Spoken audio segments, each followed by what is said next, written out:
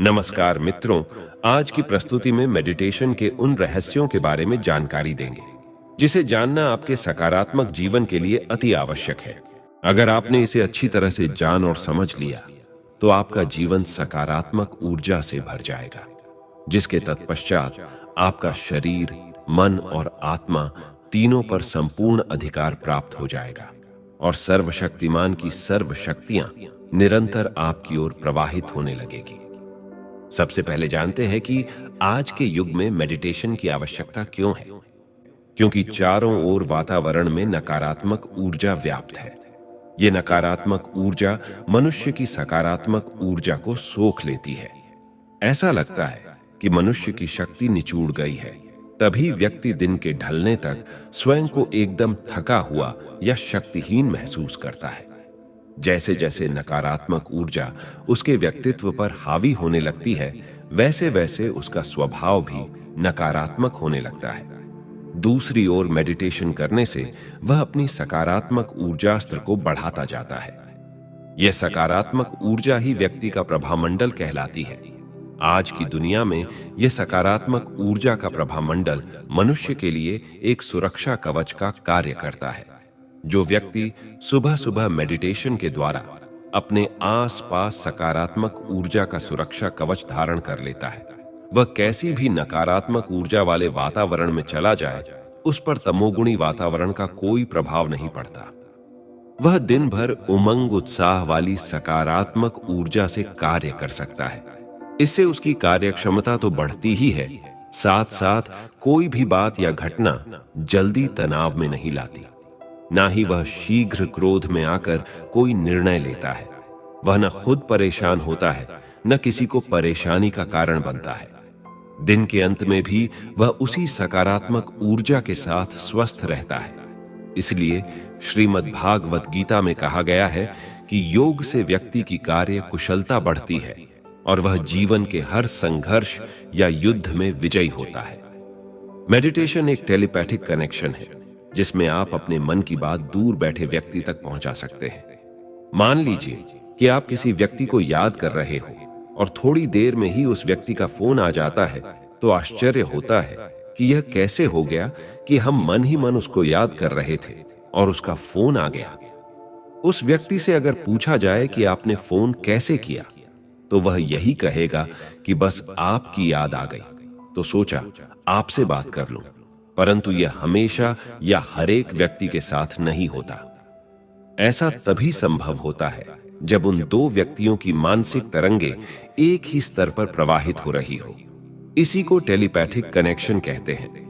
पहले के समय में जब मोबाइल नहीं थे, टेलीफोन नहीं थे, टेलीग्राम भी नहीं था, तब लोग इसी टेलीपैथिक कनेक्शन से एक दूसरे से संदेशों का आदान प्रदान करते थे। क्योंकि मनुष्यों के मन के संकल्पों में अथाह क्षमता है, अतः कितना भी दूर कोई व्यक्ति बैठा हो, उसके साथ भी वह टेलीपैथिक कनेक्शन के माध्यम से संवाद कर सकता था। लेकिन जैसे जैसे आधुनिक दुनिया में टेक्नोलॉजी विकसित होती गई, तो मनुष्यों की यह मानसिक शक्ति क्षीण होती गई और वह साधनों के अधीन होता चला गया। उसी तरह मेडिटेशन परमात्मा के साथ एक टेलीपैथिक कनेक्शन है। क्या आपने कभी सोचा है कि जब हम भगवान को याद करते हैं और उसका प्रत्युत्तर अनुभव होता है, तो कितनी खुशी होती है। यदि जीवन में कभी संयोग से ऐसा अनुभव हुआ भी होगा, तो शायद उसे समझ नहीं पाए होंगे। जैसे मान लो आपने सुबह अपनी प्रार्थना में मन ही मन कोई संकल्प भगवान के सामने किया हो और दिन में आपका वह संकल्प पूरा हो जाए, तो मन में आश्चर्य भी होगा और खुशी भी होगी। तब लगता है जैसे भगवान हमारे मन की बात सुनता है। लेकिन यह कभी कभी अनुभव होता है, परंतु अगर यह अनुभव निरंतर करना हो तो उसके लिए क्या करें? यह अनुभव तभी संभव है जब व्यक्ति निरंतर अभ्यास के द्वारा ईश्वर से अपना संबंध जोड़ लेता है। परमात्मा की फ्रीक्वेंसी उच्च स्तर की होती है और मनुष्य की फ्रीक्वेंसी का स्तर निम्न होता है, अतः दोनों का मेल कठिन होता है। इसीलिए मनुष्य को ही अपनी फ्रीक्वेंसी का स्तर ऊंचा बढ़ाकर ईश्वर के स्तर तक लाना होगा, जिसके कारण उनसे मेल हो सके। अपनी चेतना को ऊपर उठाने के लिए हमें देहभान की स्मृति को बदलकर स्वयं को आत्म भाव में स्थित करना होगा। आत्म स्वरूप में मन को स्थित करने से हमारे संकल्प परमात्मा की फ्रीक्वेंसी से मिलने लगते हैं और तब हमारा ईश्वर के साथ एक स्वाभाविक संवाद कायम हो जाता है और सहज ही मन के हर भाव का प्रत्युत्तर प्राप्त हो जाता है। परंतु जिस प्रकार रास्ते चलते हमें हजारों लोग मिलते हैं, लेकिन हरेक के साथ अपनी मेंटल की फ्रीक्वेंसी ट्यूनिंग नहीं होती, अर्थात हम हरेक को याद नहीं करते, क्योंकि याद करने के भी कुछ आधार होते हैं जो इस प्रकार हैं। पहला, परिचय, अर्थात जिसके साथ हमारा थोड़ा भी परिचय होता है हम उसको याद करते हैं, क्योंकि परिचय के बिना किसी की भी याद संभव नहीं है। दूसरा, संबंध, अर्थात जिसके साथ हमारा थोड़ा बहुत भी संबंध होता है तो उस संबंध के आधार पर उसकी याद आ ही जाती है। तीसरा, स्नेह प्यार, अर्थात जिसके साथ हमारा स्नेह प्यार होता है उसको हम याद करते हैं। चौथा, प्राप्ति, अर्थात जहां से कुछ मिलने वाला हो, कुछ प्राप्ति होने वाली हो, उसको याद किया जाता है। संक्षेप में किसी को याद करने के ये चार आधार हैं: परिचय, संबंध, स्नेह और प्राप्ति। अर्थात इन चार आधारों पर ही चार प्रकार की याद होती है। अब सवाल उठता है कि आज इस तनाव एवं भय के युग में, जहां संसार में चारों ओर दुख अशांति हैं, तो मनुष्यों की याद ईश्वर के साथ किस प्रकार की होगी? मनुष्य की चाहत यही रहती है कि परमात्मा की याद सुखदायी हो, परंतु वह ऐसा कर नहीं पाता। आज के समय में मनुष्य ईश्वर को या तो स्वार्थ से याद करता है, या भय से याद करता है, या शिकायतें करने के लिए याद करता है, या फिर गलत संबंध के आधार पर याद करता है। परंतु ये चारों ही प्रकार की याद अज्ञानता के कारण है। पहला, परमात्मा को स्वार्थ से याद करने का तात्पर्य यह है कि वह बार बार भगवान के साथ एक व्यापारिक संबंध जोड़ता है। कोई भी काम हो जिसमें वह स्वयं को असमर्थ महसूस करता है, तो वह कार्य पूर्ण करने लिए अथवा अपनी स्वार्थ पूर्ति के लिए परमात्मा को याद करता है। जैसे विनती करता है कि हे प्रभु, मेरा इतना काम हो जाए तो 2 नारियल चढ़ाऊंगा। दूसरा, जब मनुष्य भगवान को भय से याद करते हैं तो मनुष्य के मन में हमेशा भगवान का डर बना रहता है। जैसे मान लीजिए कोई व्यक्ति भगवान के सामने यह संकल्प करता है कि वह प्रतिदिन 5 बार माला फेरेगा, और वह हर रोज नियमित रूप से माला फेरता भी है, परंतु किसी दिन ज्यादा काम की वजह से नहीं फेर सके तो उसके मन में एक भय बन जाता है कि आज 5 बार माला नहीं फेरा तो भगवान नाराज हो जाएंगे और श्राप दे देंगे। तीसरा, भगवान से शिकायत करने के लिए याद करता है, अर्थात जो कुछ उनके पास है उसके लिए भगवान का धन्यवाद नहीं करते, लेकिन जो चीज उनके पास नहीं होती उसकी शिकायतें जरूर करते हैं। जैसे पड़ोसी के भाग्य को देखकर भगवान से शिकायत करते हैं कि हे प्रभु, मेरे पड़ोसी का भाग्य तो इतना अच्छा है, मेरा भाग्य ऐसा क्यों नहीं? मेरा भाग्य लिखते समय तुम व्यस्त हो गए थे क्या? ऐसी ऐसी शिकायतें करने के लिए भगवान को याद करते हैं। चौथा, कई बार लोग अज्ञानता के कारण ईश्वर से गलत संबंध जोड़ लेते हैं। जैसे कहते हैं, हे प्रभु, मैं आपकी चरणों का दास हूं, या आपकी चरणों की धूल हूं, या फिर भगवान को बहुत उच्च और स्वयं को नीच समझ लेते हैं। अब यह प्रश्न उठता है कि परमात्मा को याद करने का सही तरीका क्या है? तो इसका उत्तर है, आप परमात्मा से यथार्थ संबंध जोड़कर याद कर सकते हैं।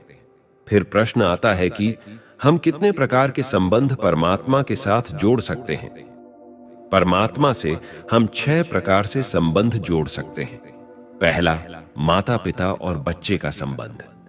शारीरिक माता पिता को याद करना सहज है। माता पिता को उनके गुणों के आधार पर, उनकी विशेषताओं के आधार पर, प्यार भरी पालना के आधार पर, या कभी उनकी सख्ती या शिष्टाचारों में भी उनका हमें योग्य पात्र बनाने की शुभ भावना के आधार पर याद किया जाता है। अतः परमात्मा को भी अपने माता पिता और बच्चे की तरह उनके गुणों के आधार पर, उनकी प्यार भरी पालना के आधार पर याद करना चाहिए। दूसरा, शिक्षक और विद्यार्थी का संबंध। एक बच्चा जब स्कूल जाता है तो वहां उसका अपने शिक्षक के साथ संबंध स्थापित हो जाता है। वह घर आता है तो अपने माता पिता के सामने शिक्षक की ही बातें करता है।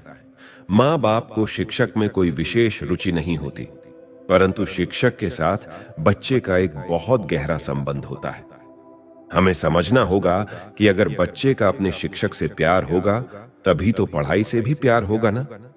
जिस तरह एक योग्य शिक्षक का हर कर्म रूपी बीज फलदायक होता है, निष्फल नहीं, उसी तरह परमात्मा भी हमारा परम शिक्षक है।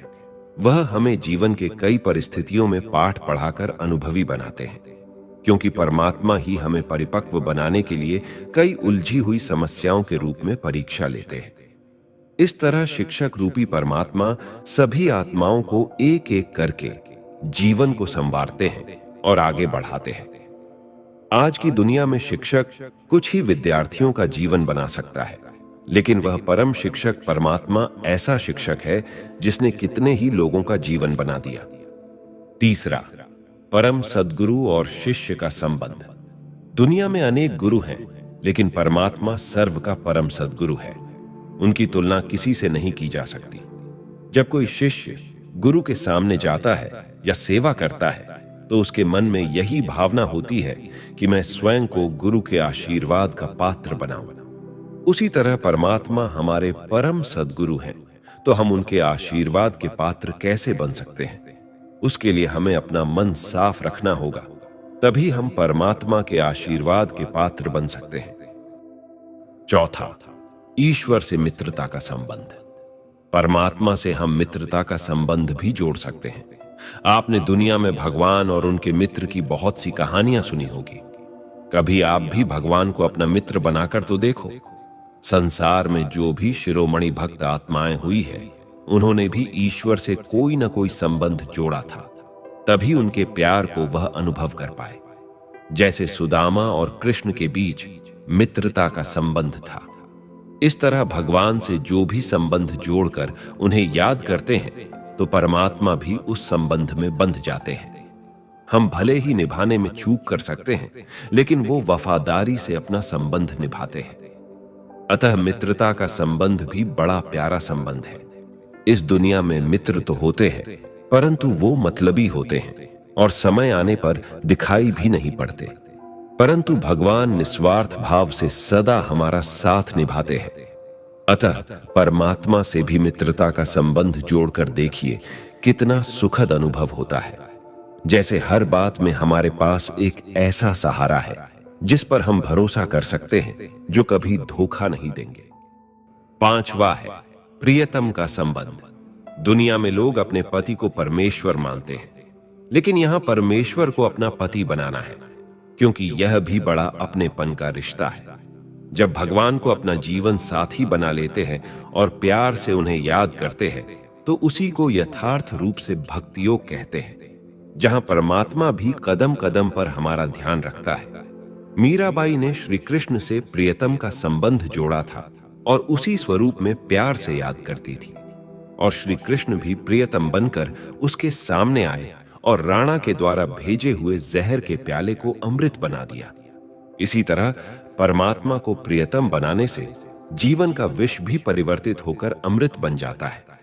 दुनिया में भगवान जैसे प्रियतम कोई नहीं, क्योंकि वह आपकी हर टेंशन को स्वयं ले लेते हैं। आज दुनिया में थोड़ा भी कुछ ऊपर नीचे हो जाता है तो जीवन साथी दुखी कर देते हैं, परंतु भगवान कभी दुख नहीं देते।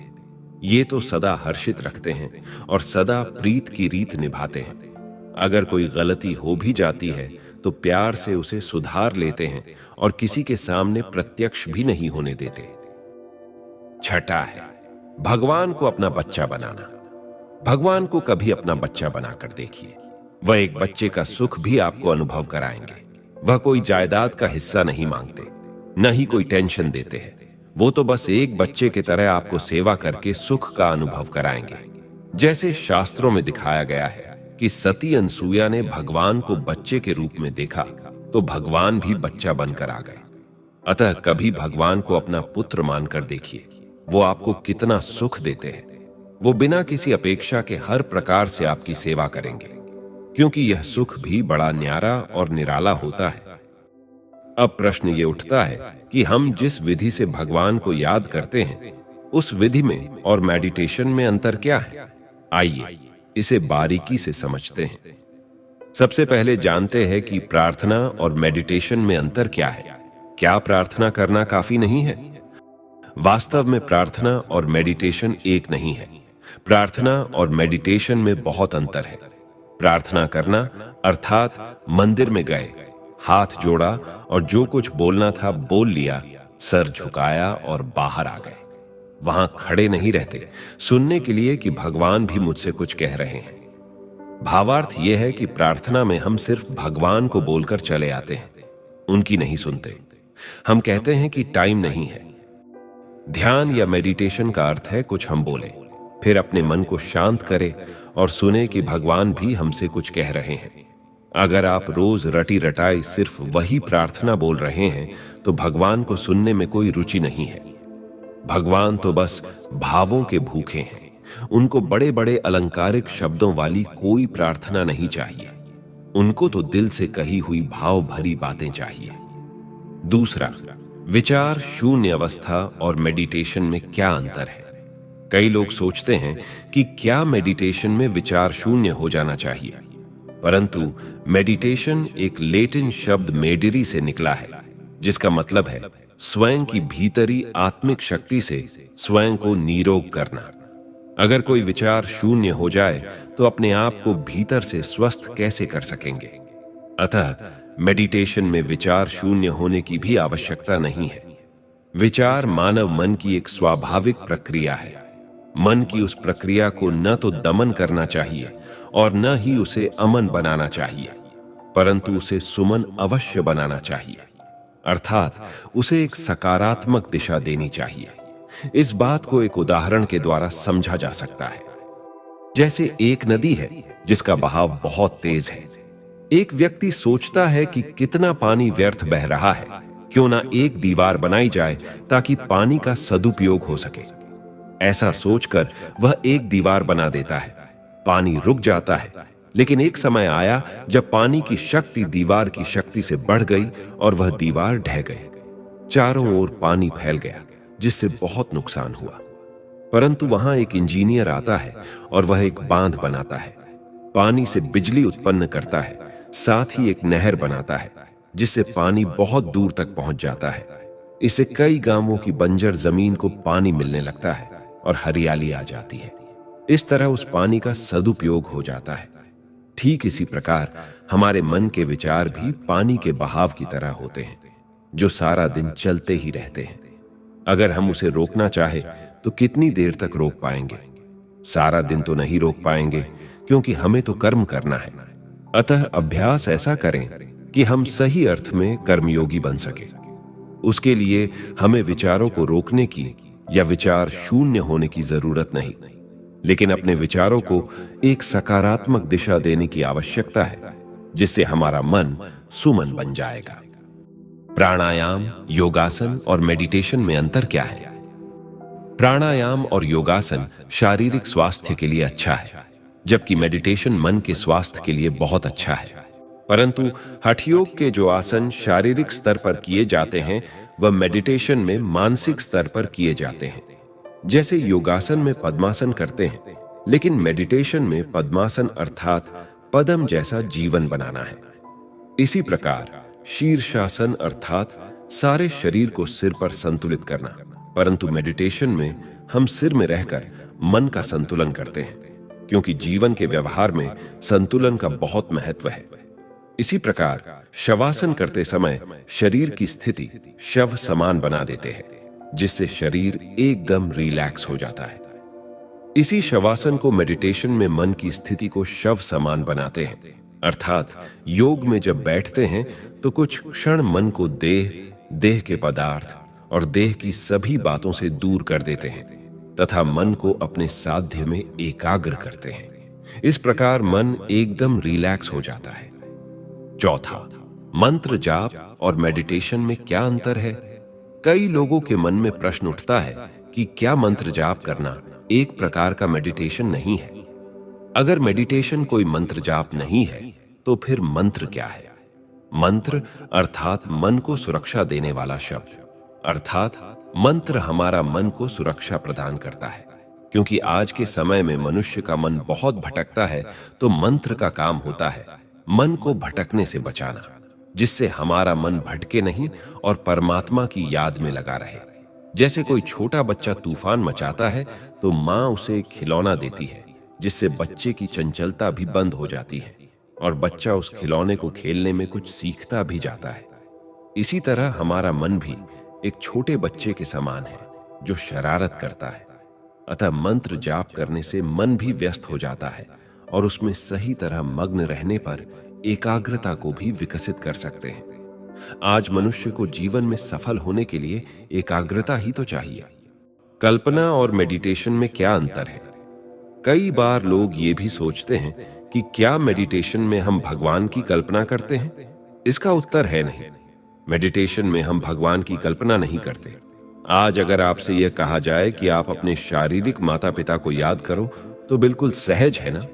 अर्थात जब आप अपने माता पिता को याद कर रहे हो और कोई आपसे आकर पूछे कि क्या कर रहे हो, तो आप यह नहीं कहेंगे मैं अपने माता पिता की कल्पना कर रहा हूं। आप यही कहेंगे कि हम अपने माता पिता को याद कर रहे हैं। कल्पना किसको कहते हैं? कल्पना अर्थात जिसका अस्तित्व है ही नहीं, जिसके विषय में सोच सोचकर व्यक्ति अपना समय व्यर्थ में गंवाता है। लेकिन जिसका अस्तित्व है या था, उसके विषय में सोचना यह कल्पना नहीं है, याद है। परमात्मा का अस्तित्व है। इसलिए मेडिटेशन में जब हम ईश्वर को स्नेह से याद करते हैं तो वह कल्पना नहीं होता। फिर प्रश्न उठता है कि क्या मेडिटेशन सहज है या मुश्किल? मेडिटेशन अत्यंत सहज है, कोई भी कर सकता है और कहीं भी कर सकता है। इसे सहज बनाने के लिए संयम और नियम से दृढ़तापूर्ण अभ्यास की आवश्यकता है। जितना आपका स्नेह बढ़ता जाएगा, उतना ही परमात्मा की याद सहज होता जाएगा। आज तक हम ये सोचते आए हैं कि परमात्मा की प्राप्ति घर बार छोड़कर या जंगल में जाकर ही हो सकती है। लेकिन मेडिटेशन एक पूर्णतया भिन्न और संपूर्ण प्रक्रिया है। इसमें हमें घर गृहस्थी में रहते हुए ईश्वर में ध्यान लगाना है। क्योंकि मेडिटेशन एक अनूठी विधि है, इससे हमारा मन शक्तिशाली बन जाता है और हम दुगुने उत्साह से जीवन पथ पर आगे बढ़ते जाते हैं। इससे हमारे मन पर हमारा संपूर्ण अधिकार हो जाता है और सर्वशक्तिमान की सर्व शक्तियां निरंतर हमारी ओर प्रवाहित होने लगती हैं। मित्रों, आज का हमारा यह प्रस्तुति यहीं समाप्त होता है। यह प्रस्तुति आपको कैसी लगी कमेंट्स में जरूर बताइएगा। और अगर आप हमारे चैनल पर नए हैं तो हमारा सात्विक चैनल को सब्सक्राइब करना ना भूलिएगा। तो मिलते हैं अगली वीडियो में, तब तक अपना ख्याल रखें। धन्यवाद।